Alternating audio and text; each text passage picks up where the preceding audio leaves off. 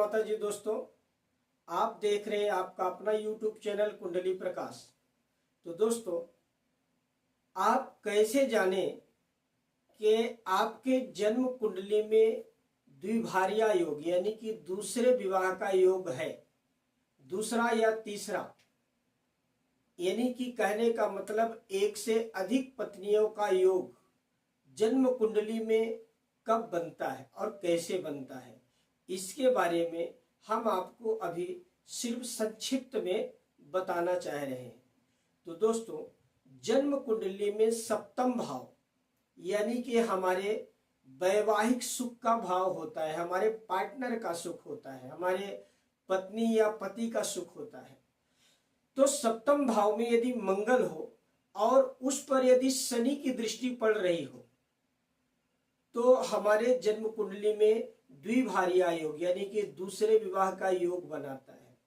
सप्तम भाव में शनि और चंद्रमा बैठे हो और उन पर यदि मंगल की दृष्टि पड़ रही होगी तो भी यह द्विभार्या योग यानी कि दूसरे विवाह का योग बनाता है। ऐसे योग में दूसरे विवाह का योग निर्माण होता है।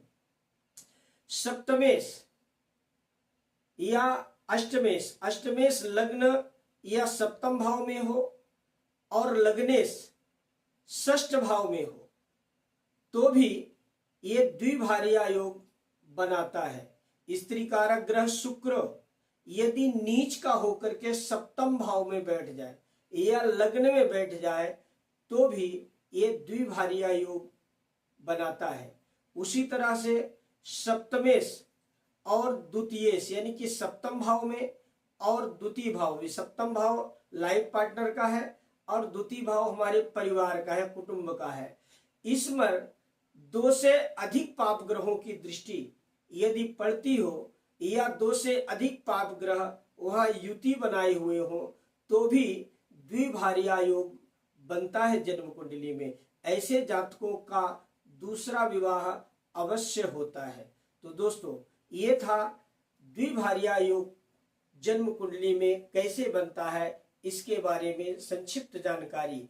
तो दोस्तों, यदि अब तक आपने मेरे चैनल को सब्सक्राइब नहीं किया है तो चैनल को सब्सक्राइब कीजिए और यदि यह वीडियो आपको अच्छे लगते हैं तो आप शेयर कीजिए, लाइक कीजिए। यदि आप जन्म कुंडली से संबंधित या कर्मकांड पूजा पाठ से संबंधित किसी प्रकार की जानकारी चाहते हैं, परामर्श चाहते हैं तो आप मेरे व्हाट्सएप नंबर 9423237616 पर आप मैसेज या कॉल के द्वारा अपने कार्य को सिद्ध कर सकते हैं। तब तक के लिए जय माता जी।